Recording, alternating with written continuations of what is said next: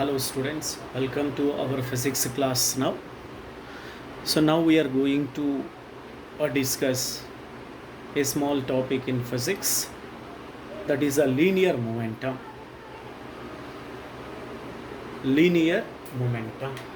We are going to discuss a little topic now in this session, that is a linear momentum. So what is a linear momentum? Linear momentum simply is also called momentum. It is a vector denoted by p bar. Magnitude of linear momentum is denoted by p. Change in linear momentum. Change in linear momentum can be written as delta p. So this implies delta p is nothing but final momentum p2 minus initial momentum p1. Change in the linear momentum can be written as delta p is equals to final momentum p2 minus initial momentum p1. But what is a linear momentum? So the product of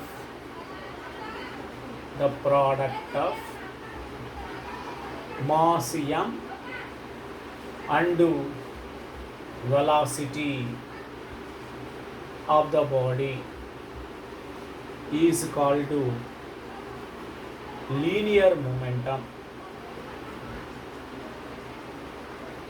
So linear momentum is denoted by p, that is its magnitude, which is product means multiplication mass m and velocity, that is magnitude of velocity v. P is equals to m into v.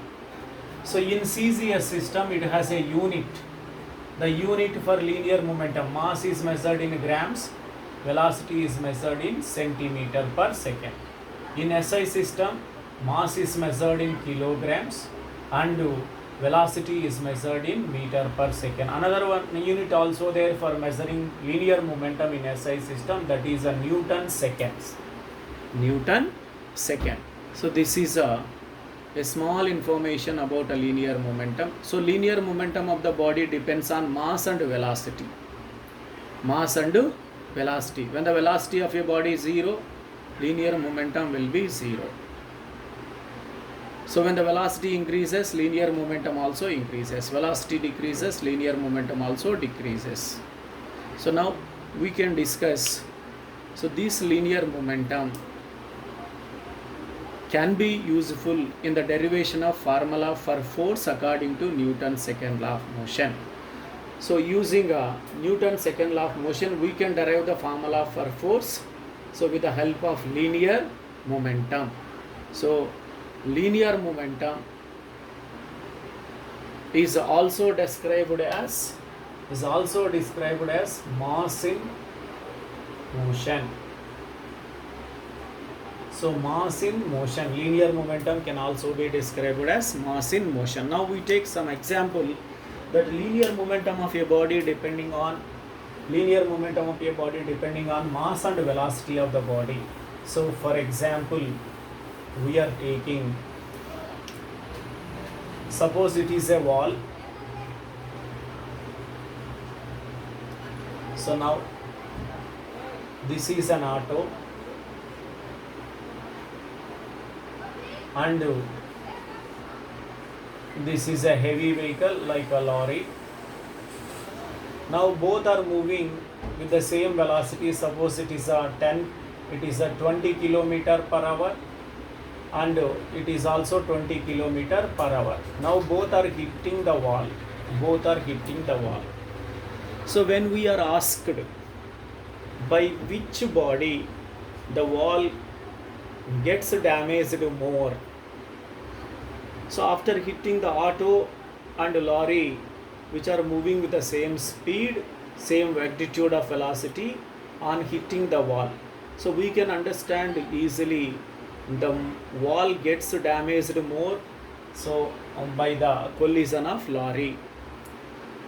but these two are having same mass, but it is, so by this one the wall is not getting damaged more. The reason for this one is its mass is low, its mass is higher, but even they have same velocity. So that is why it has a higher linear momentum, it has a lower linear momentum. So linear momentum depends on mass of the body, we can discuss. So due to its lower linear momentum, so the wall is not get damaged, but due to higher linear momentum, the wall is getting damaged more. Now we are taking one more example for linear momentum. So here we described that linear momentum depends on mass of the bodies when they have same velocity. So now, so there are the two persons. So this person has a bullet whose mass is suppose 5 grams, whose mass is 5 grams. He is throwing this bullet to this person A, that is B. He is catching the bullet and again throwing the bullet in this direction. So in this case, mass of the bullet is 5 and the speed of the bullet consider is just 0.2 meter per second, like that, 0.2 meter per second, like that.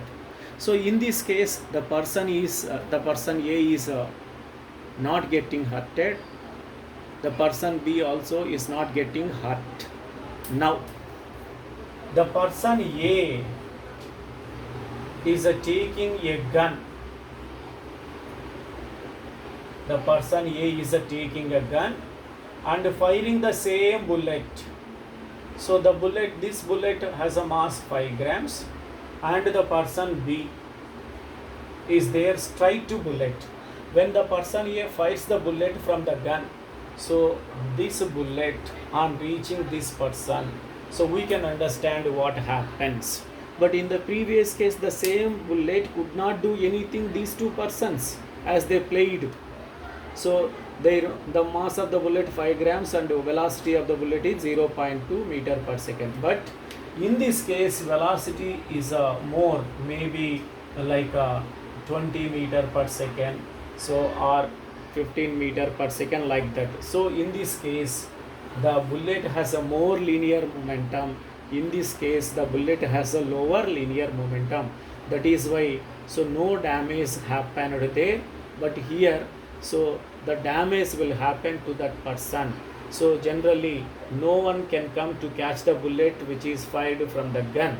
So because of it has a higher velocity, due to higher velocity the bullet is getting more linear momentum which can damage more. So when it meets any person or any object, like that. So here mass remains the same but velocities are changed. That is why higher linear momentum, lower linear momentum. So linear momentum of a body depends on mass of the body and velocity of the body. So when velocity is a 0, linear momentum is also 0. So that's all, students, the linear momentum topic. So in the next video, so using a linear momentum, so we can explain Newton's second law of motion, and also we can derive the formula for force F is equals to ma. Thank you.